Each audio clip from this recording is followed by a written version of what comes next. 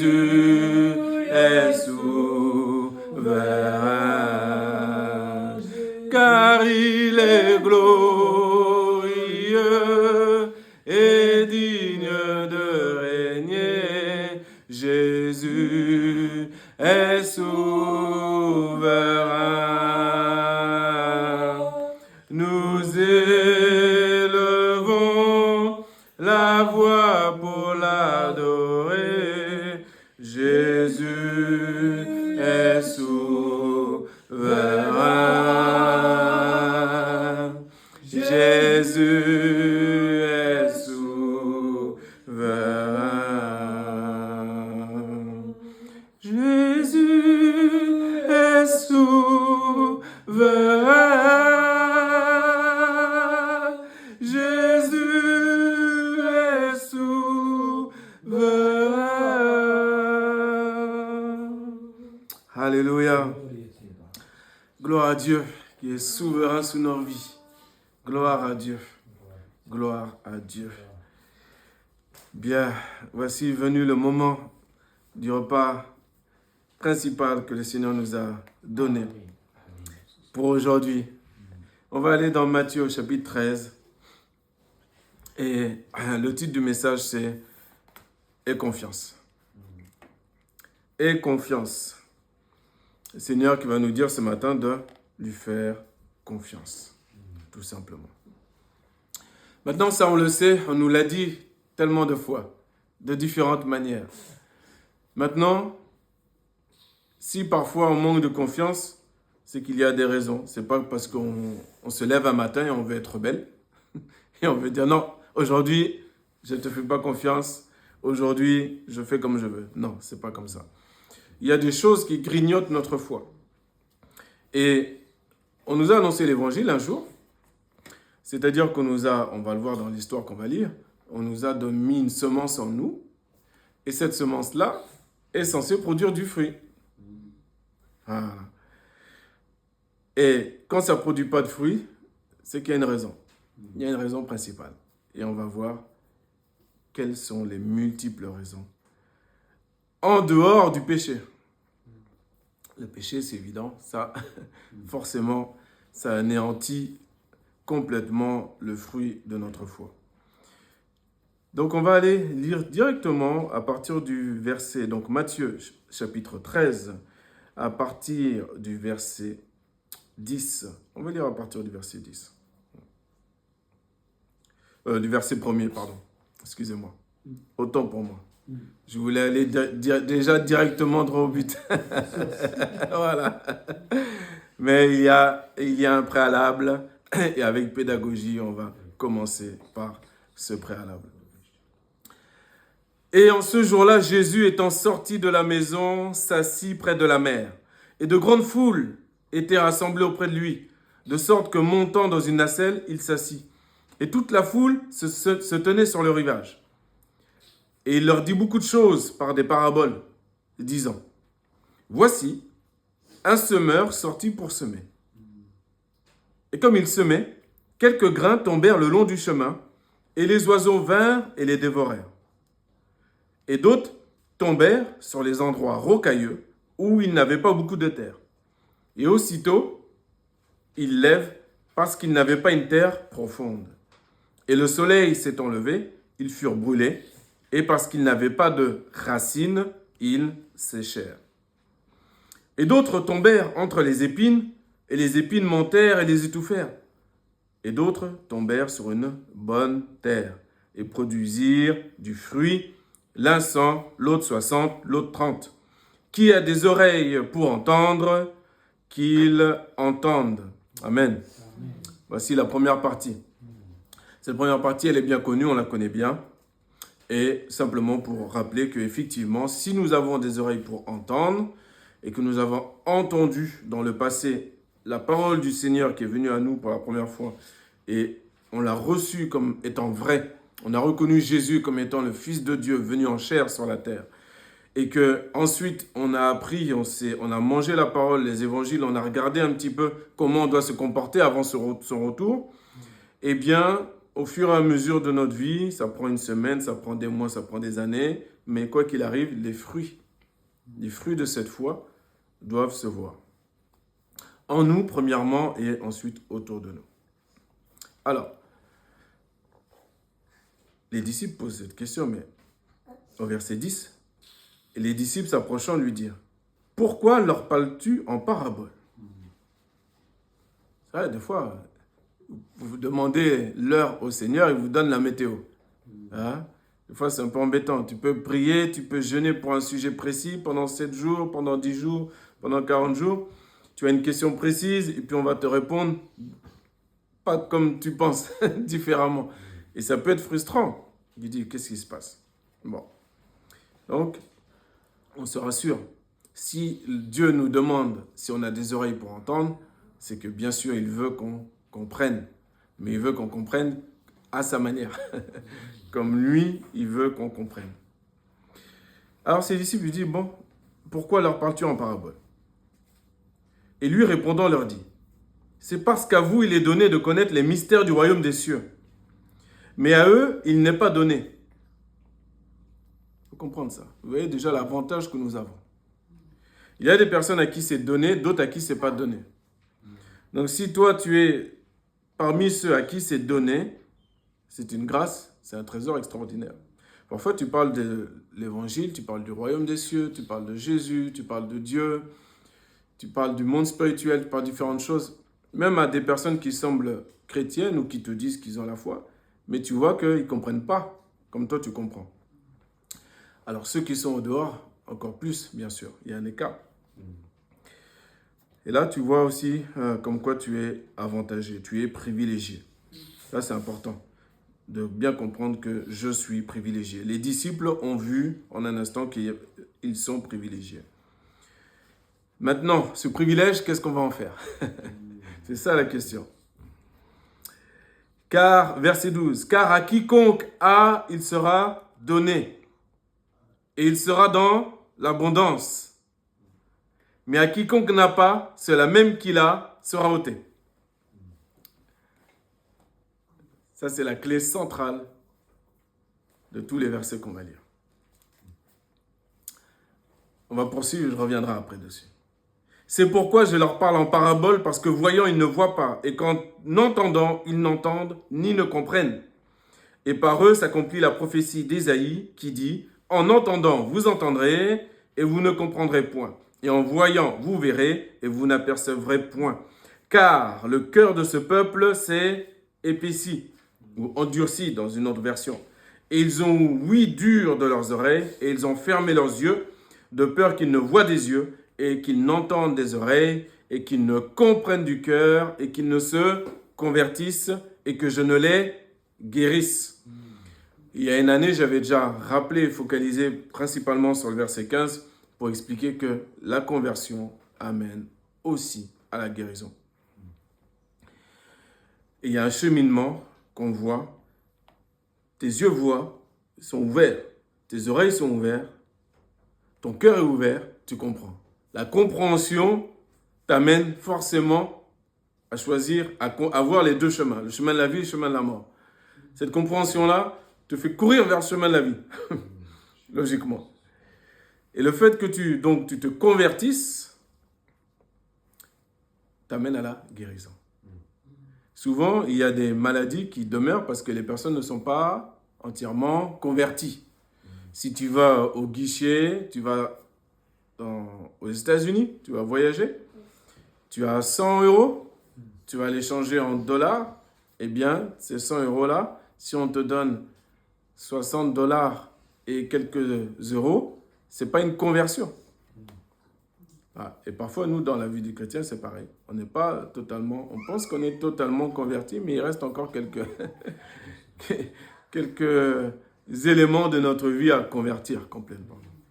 Et cette conversion-là va amener à la guérison physique et morale et psychologique et spirituelle et tout ce que tu veux. L'alignement entre le corps, l'âme et l'esprit. Il y a des guérisons physiques qui s'opèrent comme le Seigneur le souhaite, de manière différente, bien sûr. Mais là, je parle vraiment principalement de la guérison de notre âme, qui souffre mais tellement, tant qu'on n'est pas complètement en Christ. Et même si on peut venir souvent, très régulièrement à l'église, même si on ne dit pas à notre frère ou à notre sœur, il y a des choses en nous cachées où on sait bien qu'il ne s'est pas guéri. Il n'y a pas eu de consolation. Le Saint-Esprit n'a pas été amené, ne peut pas faire tout son travail de consolation. Pourtant, il a appelé le consolateur. Donc, il attend que ça. Et pour ça, il faut que je sois sur un chemin plein et entier de conversion. On poursuit. Ça, c'était un petit interlude. Jésus poursuit au verset 16. Il dit, « Mais bienheureux sont vos yeux, car ils voient, et vos oreilles, car elles entendent. Car en vérité, je vous dis que plusieurs prophètes et plusieurs justes ont désiré de voir les choses que vous voyez, et ne les ont pas vues, et d'entendre les choses que vous entendez, et ne les ont pas entendues. Vous donc, écoutez la parabole du semeur. » Donc là, maintenant, il va expliquer. « Toutes les fois que quelqu'un entend la parole du royaume et ne la comprend pas, le méchant vient et ravit ce qui est semé dans son cœur. C'est là celui qui a été semé le long du chemin. » Donc, la semence, elle est intelligente, elle est pure, elle est saine. Toi, tu vas annoncer l'évangile comme il le faut, avec ta bouche et avec tes actes. Et parfois, sur 10 personnes, tu en as une seule qui va comprendre. Une seule qui va saisir ce que tu es, premièrement, et ensuite ce que tu dis. Et on se demande souvent comment ça se fait. Parce que le voleur, lui, il vient voler. Une fois que tu as parlé, une fois que tu as démontré, même des gens, des fois, peuvent venir à l'église pour la première fois, et ils vont voir uniquement les choses à la surface. Et c'est dommage. Ils ne cherchent pas Jésus lui-même. Et ça, c'est dommage. Donc, ils entendent, la prédication est donnée aux gens, elle est donnée à tout le monde, mais elle ne va pas au fond du cœur de tout le monde. Soit l'un parce qu'il ne veille pas sur la parole, donc, un quart d'heure après l'église, il a déjà oublié. C'est tout ce que Dieu a dit. 15 minutes, ça va vite souvent. Il n'est pas accoutumé à garder, à ressasser dans son cœur la parole. Mais on va aller plus loin. Verset 20. Et celui qui a été semé sur les endroits rocailleux, c'est celui qui entend la parole et qui la reçoit aussitôt avec joie. Ça, c'est bien. Mais il n'a pas de racine en lui-même. Et il n'est que pour un temps. Et quand la tribulation ou la persécution survient à cause de la parole, il est aussitôt scandalisé. Qu'est-ce que ça signifie? Ça, c'est les personnes qui sont dans l'émotion, dans le superficiel. Ils croient que Jésus est le Fils de Dieu, ils croient que Dieu existe, ils croient que Dieu bénit ses enfants, ils reçoivent les bénédictions à l'église, ils ont la joie, ils sont contents, ils sont dans un bon... Ils vont même bien parler avec de beaux mots de l'église, ils vont bien décrire certaines choses, et puis au fil du temps, une épreuve, c'est fini, il n'y a plus personne. Et là, ils ne sont plus chrétiens. Mais tu peux entendre souvent des profils comme ça où ils vont avoir le mot Dieu et Jésus à la bouche, très facilement. Mais au fil du temps, quand le chemin se resserre, s'ils doivent montrer ou faire connaître qu'ils appartiennent à Dieu, qu'ils appartiennent au Seigneur, par exemple, je prends un exemple concret. Si tu es dans ton travail et qu'on te dit dans un pays que tu es dans un pays laïque et que toi, tu as été séduit par ce mot, la laïcité, en France. Mais nous, enfants de Dieu, on n'est pas laïcs. Nous, enfants de Dieu, on est enfants de Dieu. Qu'est-ce que ça veut dire? Ça veut dire que si le Saint-Esprit me pousse à parler de l'Évangile, je vais parler de l'Évangile. Peu importe qui est devant moi, peu importe dans quel lieu je suis, je dois parler, je dois obéir à mon Dieu, je vais parler de l'Évangile. Avec la sagesse de Dieu, bien sûr, mais sans crainte, je vais parler de l'Évangile. Je ne vais pas simplement lire, m'endormir le soir avec l'histoire de Daniel et ses amis qui ne sont pas prosternés devant la statue de Nabucodonosor, donc c'est loin, etc. C'est bien. Et puis je m'endors et puis c'est bon. Ça me fait chaud au cœur et puis je me réveille, je me mets à vie. Mais quand je suis au travail, eh bien, personne ne sait que je suis chrétien. Et si on me pose la question, eh bien, je dis « Ah !» C'est la laïcité, on n'a pas le droit de parler. Je ne peux pas te dire au travail. Peut-être tu viendras chez moi et je te dirai. Il ne faut pas avoir peur de quiconque. Le diable, lui, n'a pas peur. Le diable, lui, s'installe partout. Il vient dans le monde de l'entreprise de manière sournoise, donner une idéologie terrible. Dans les écoles, c'est pareil. Et nous, on a la bouche fermée. C'est pas normal. C'est pas normal. Avec la douceur de l'esprit, comme Pierre nous a encouragés, on va témoigner de qui nous sommes en Jésus-Christ. Bien sûr, tranquillement. On va témoigner, bien sûr. Et on va expliquer. On va expliquer simplement à ceux qui veulent bien entendre pourquoi nous ne faisons ou nous ne disons pas telle ou telle chose et pourquoi on ne va pas communier à certaines blagues, etc., etc. Alors, il n'y a pas de racine pour ces personnes-là. Pourtant, il y a la joie. La joie, c'est bien. La persévérance et l'endurance, c'est mieux. Enfin, mieux. On va dire qu'il faut que ce soit aussi avec. Les racines, comment avoir des racines? Eh ben, c'est simple, hein. C'est m'entretenir tous les jours avec Jésus, dans sa parole, dans la prière, m'entretenir par des psaumes, par des cantiques spirituels, comme nous dit la parole, et obéir.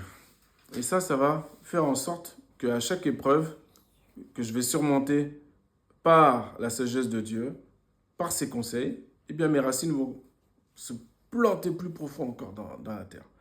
Et là, il peut m'arriver toute épreuve qui... je vais pas maudire Dieu. Je vais comprendre pourquoi l'histoire de Job nous a été donnée dans la Bible. Souvent, je l'ai dit, mais c'est très important. Moi, je ne veux pas du tout subir ce que Job a subi, et je ne pense pas que personne ne va subir ça. Mais cette histoire-là nous a été laissée pour nous, pour qu'on comprenne que, quoi qu'il arrive, on ne lâche pas notre Dieu. Lui ne nous lâche pas, mais nous aussi, on ne doit pas le lâcher. Et jusqu'à l'extrémité, on ne doit pas le lâcher. Voilà. Si la femme de Job a lâché, Job, lui, il a la responsabilité pour lui-même de ne pas lâcher. Et il n'a pas lâché. Attendez.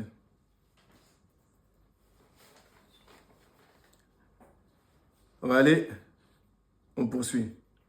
Verset 22. Et celui qui a été semé dans les épines, c'est celui qui entend la parole et les soucis de ce siècle et la tromperie des richesses étouffent la parole. Et il est sans fruit. Donc là encore, on a encore des personnes qui entendent. Donc déjà, ça c'est bien. Entendre. Donc les oreilles sont ouvertes. Ok. Maintenant, il y a des épines. Donc c'est dommage parce qu'on entend bien quand même les choses, mais le poids, il ne faut pas sous-estimer le poids des soucis de ce siècle. Le poids, la tromperie des richesses, pour moi, c'est assez facile à effacer, normalement. Je pense, hein. Normalement, un disciple de Christ, s'il cherche de manière absolue à être riche, il y a un problème. C'est qu'il ne connaît pas encore la parole, il ne sait pas qu'en un instant, il peut partir. Les richesses, qu'est-ce qu'il va en faire? Un enfant de Dieu qui demande des richesses pour un but précis, dans le sens collectif, d'une vision de loin, de bénédiction pour autrui, etc., etc., c'est pas mauvais. Salomon n'a pas demandé les richesses, mais Dieu lui a donné. Les richesses, ce n'est pas quelque chose qui est mauvais. Ce qui est mauvais, c'est le rapport que j'ai, moi, avec ces richesses-là, ce qu'il y a dans mon cœur.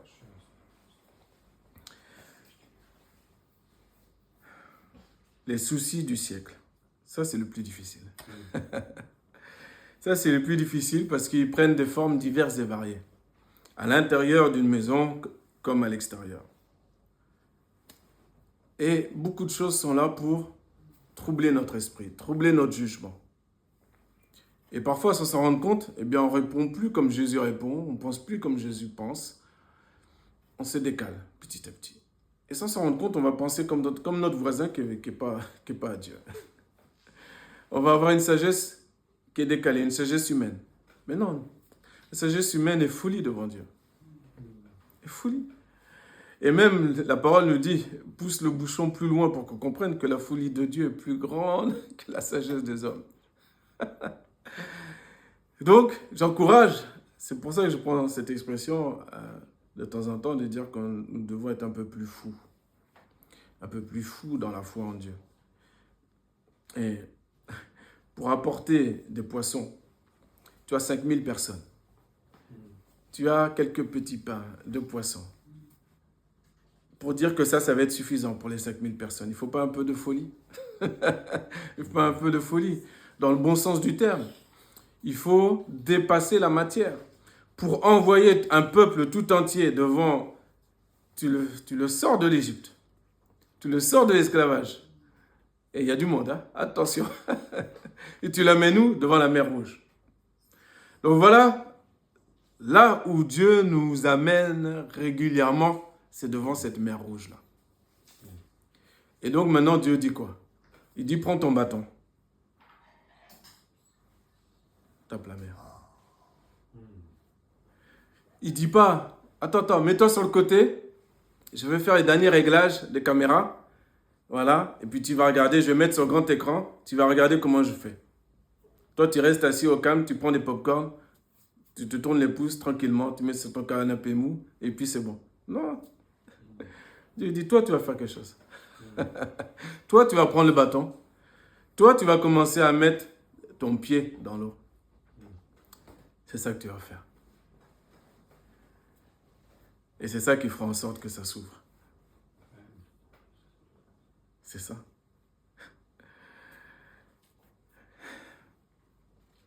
Dieu est bon. Dieu est bon. On se rappelle aujourd'hui, on se rappellera pour toujours, que Dieu nous aide. Amen. Qu'à chaque fois que la mer est en face de nous, que le fait que cette mer-là s'ouvre, ça dépend de nous. On ne doit pas rester spectateur, on doit faire quelque chose. Je dois faire quelque chose. Il y a une situation, peut-être c'est un jeûne et prière, peut-être c'est aller me déplacer, voir quelqu'un, peut-être que c'est autre chose, peut-être que c'est obéir à quelque chose que Dieu m'a déjà dit il y a longtemps, que j'ai laissé de côté. Et maintenant se trouve, comme j'ai laissé de côté, maintenant se trouve la grande mer devant moi, la grosse montagne devant moi. Qu'est-ce que je fais? Par la foi et par l'obéissance, eh bien, je peux ouvrir cette mer. J'ai la foi comme un petit grain de sénévé, la plus petite de toutes les semences, puisqu'on parle de semences. Eh bien, si j'ai ça, je peux dire à la montagne de se déplacer, de se jeter dans la mer. Pierre l'a eu. Pierre l'a eu cette fois. Sur un bateau, ils voient au loin, ils ont eu peur au départ. Ah, un fantôme sur l'eau. Et là, non, c'est Jésus. Ah, c'est Jésus. Ok. Si c'est toi, Seigneur, dis-moi de venir. Le Seigneur a dit, viens. Comme le Seigneur a dit, viens, Pierre a cru sur cette parole-là et il a mis ses pieds sur l'eau. Il a mis ses pieds sur l'eau. Il a marché sur l'eau.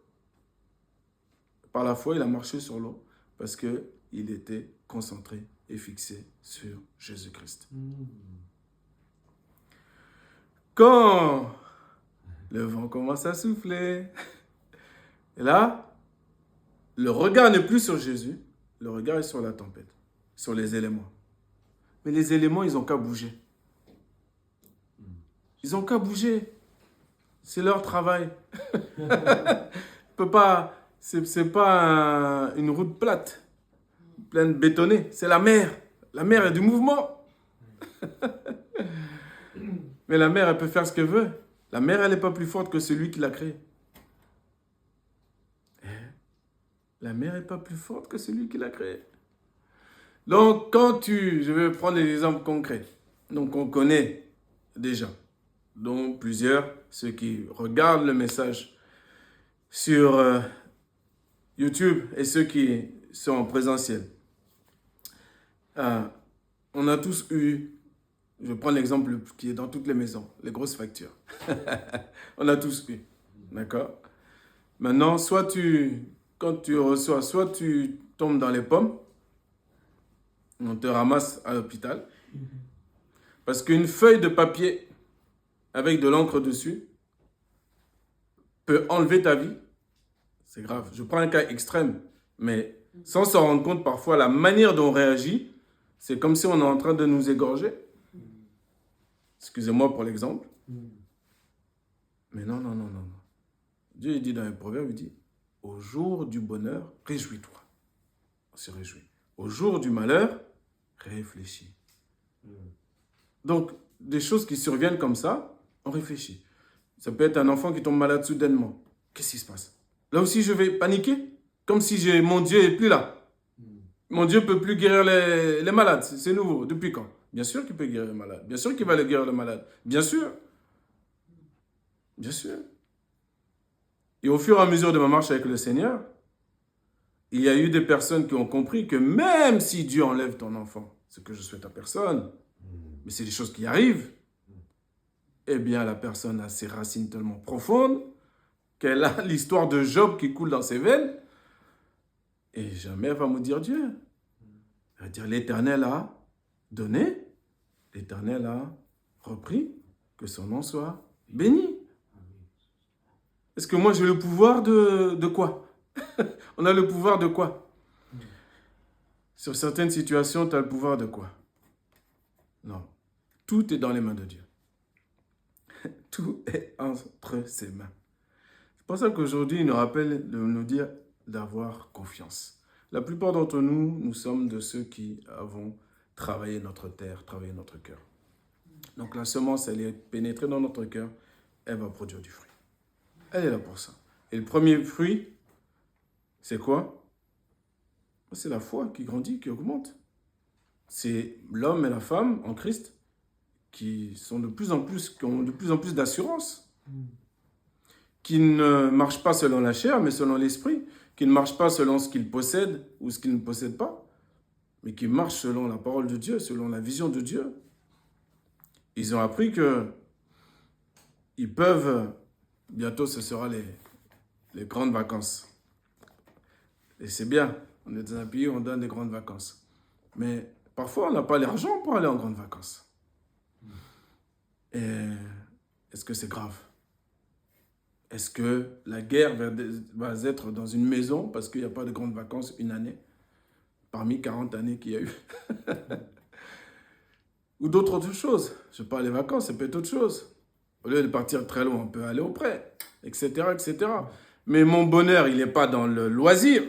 Mon bonheur, il est pour les maris-femmes, dans mon mari, ma femme, mes enfants. Mais premièrement, pour qu'ils soient complets, même pour ma femme ou pour mon mari, faut qu'ils soient en Jésus-Christ.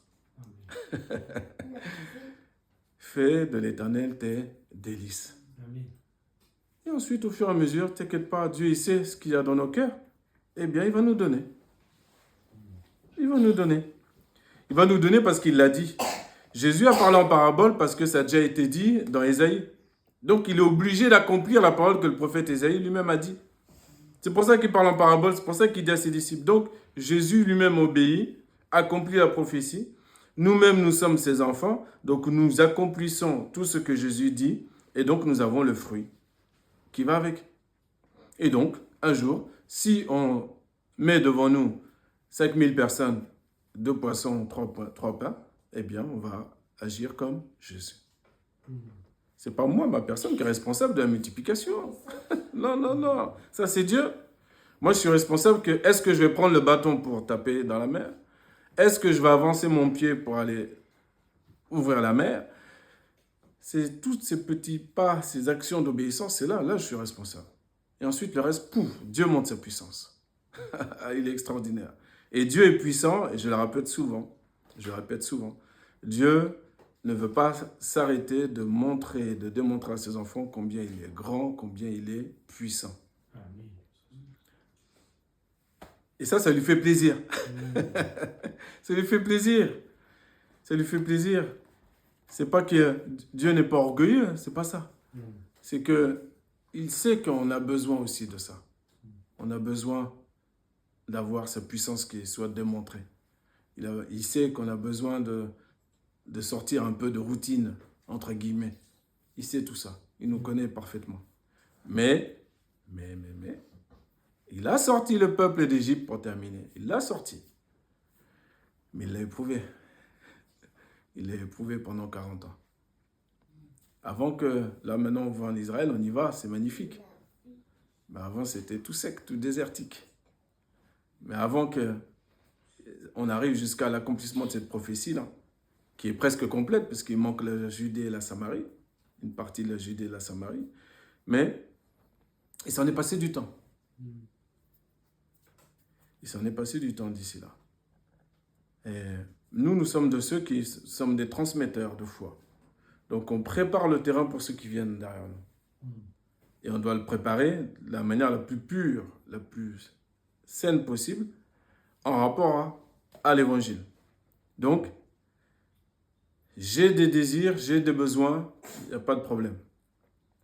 Dieu le sait.